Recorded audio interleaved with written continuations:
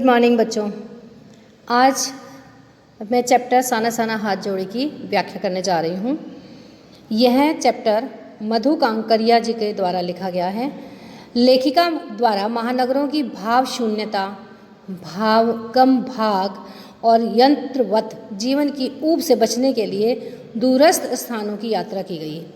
इन्हीं यात्राओं के दौरान लेखिका को देश की विभिन्न संस्कृतियों, मनुष्यों और स्थानों को पहचानने और मिलने का अवसर मिला। इन अनुभवों को उन्होंने अपने यात्रा वृत्तांतों में स्थान दिया है।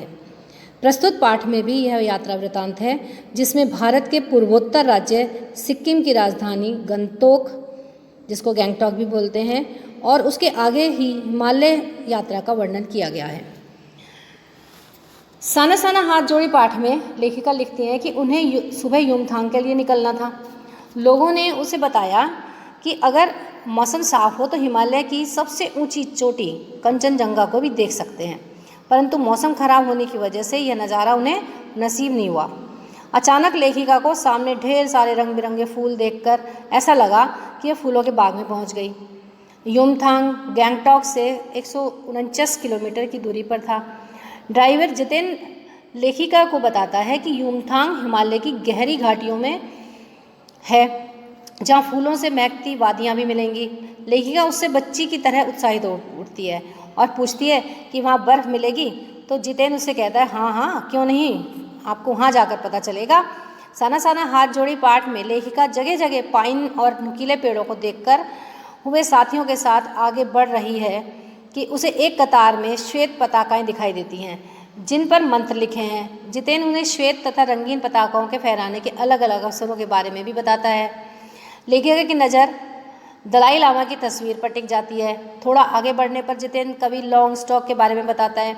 फिर गाइड फिल्म की शूटिंग तथा तिब्बत के चीक्से बसमन ने लेपचाओं के शोमेन से कुंज तेग के साथ संधि पत्र पर जो हस्ताक्षर किए थे उसके बारे में बताता है। उन्होंने रास्ते में एक कुटिया के भीतर घूमते चक्र को देखकर, जिसे जितेन ने पाप नाशक बताया, लेखिका सोचती हैं कि वैज्ञानिक युग में आने पर भी लोगों का अंधविश्वास, आस्थाएं, पाप, पुण्य और अवधारणाएं हर स्थान पर वैसी हैं जैसी सब जगह होती हैं। धीरे धीरे वे बाजार और बस्तियों को पीछे छोड़ते हुए बढ़ने लगते हैं। स्वेटर बुनती नेपाली महिलाएं, भारी कार्टून ढोते नेपाली पुरुष और निचाई पर दिखने वाले छोटे छोटे घर अब ओझल हो रहे हैं। वे सब अपनी हिमालय के वैभव और विराट रूप को देखने की कामना को पूरा करने के नज़दीक जा रहे हैं। हिमालय की विशालतम घाटियों की गहनता तथा प्रकृति की सुकुमारता और सौंदर्य से कभी सैलानी झूमते हुए गाना गाते नजर आते हैं। साना साना हाथ जोड़ी पाठ में लेखिका शांत सी है, जैसे ही सारे परिदृश्य को अपने अंदर समेट लेना चाहती थी। लेखिका जीभ से सिर बाहर निकालकर कभी ऊंचे शिखर देखती है तो कभी झरनों को और कभी साथ बहती तिस्ता नदी को प्राकृतिक सौंदर्य देखकर लेखिका मंत्रमुग्ध हो जाती है। वह विशाल हिमालय की स्तुति करना चाहती थी। उसे सेवन सिस्टर वाटरफॉल झरना दिखाई दिया। सभी सैलानी उस खूबसूरत नज़ारे को कैमरे में कैद करने लगे। लेखिका अपने आप को प्राचीन काल की अभिशप्त राजकुमारी सी महसूस कर रही है। वह झरने के अद्भुत सौंदर्य से मुग्ध होकर काव्यमयी हो गई। उसने झरने के संगीत से आत्मा का तारतम्य बिठा लिया और उसी में लीन होने लगी। वह सांसारिक भावनाओं से हटकर निर्मल धारा बनकर बहना चाहती थी कि जितेन उसे आगे आने के लिए उकसाने लगा। साना साना हाथ जोड़ी पाठ में लेखिका अनमने मन से उठकर चल पड़ी। कुछ देर बाद हिमालय का वही पल पल परिवर्तित असीम सौंदर्य देख झूम उठी। तभी संपूर्ण सौंदर्य को तभी कुछ बादल में उसे लगा कि प्रकृति उसे माया और छाया का खेल दिखाकर सयानी बना रही है। धुंध छटने पर उसे छाया पहाड़ के बीच झरने, नदियों, घाटियों और फूलों से सजी जन्नत दिखाई दी, जहाँ लिखा था थिंक ग्रीन। साना साना हाथ जोड़ी पाठ में लेखिका प्रकृति की अलौकिक घटना को देखकर सोचती है कि एक पल में ही ब्रह्मांड में सब कुछ कैसे घटित हो रहा है। प्रकृति अपने अद्भुत रूप और सौंदर्य को लिए नित्य प्रवाह में है और इसमें चलता रहता है कि तिनक सा मानव अस्तित्व। लेखिका महसूस करती है कि जीवन का आनंद आगे चलते रहना चाहिए।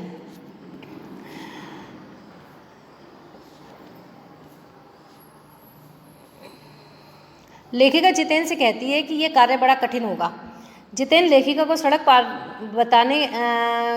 बनाने का तरीका तथा जोखिमों की जानकारी भी देता है, जोखिमों की जानकारी भी देता है और बताता है कि जरा सी चूक का मतलब है मौत। तभी लेखिका को सिक्किम सरकार का बोर्ड याद आता है जिस पर लिखा था, आप ताज्जुब करेंगे पर इन रास्तों को बनाने में लोगों ने मौत को झुठलाया है। एकाएक लेखिका को पलामू और गुमला के जंगलों में पत्ते तलाशने वाली आदिवासी युवतियां ध्यान आती हैं जो पीठ पर कपड़े से बच्चों को बांधी थीं। लेखिका उन युवतियों के फूले पांव और पहाड़ियों के हाथ पर पड़े ठाड़े महसूस कर सोचती है कि सारे सुख चैन एक तरफ हैं और दुख दर्द एक तरफ। आम जनता की कहानी लगभग हर जगह एक सी है। तभी उसकी सहयात्री मणि तथा जितेन उसे खोजते हुए आ जाते हैं और उसे उदास देखकर जितेन उसे समझाता है कि यह हमारे देश की आम जनता है जिसे कभी भी देखा जा सकता है, कहीं भी देखा जा सकता है। अतः यहाँ का प्राकृतिक सौंदर्य देखो जिसके लिए आप इतना पैसा खर्च करके यहाँ आई हो। तो साना साना हाथ जोड़ी पाठ में लेखिका मन में सोचती है कि यह आम जनता ही नहीं, जीवन का संतुलन है जो थोड़ा सा लेकर बहुत कुछ देते हैं। लेखिका जीप की तरफ मुड़ी ही थी कि महिलाएं किसी बात को लेकर खिलखिलाकर हंस पड़ी और गमगीन माहौल ताजमहल सा चमक उठा।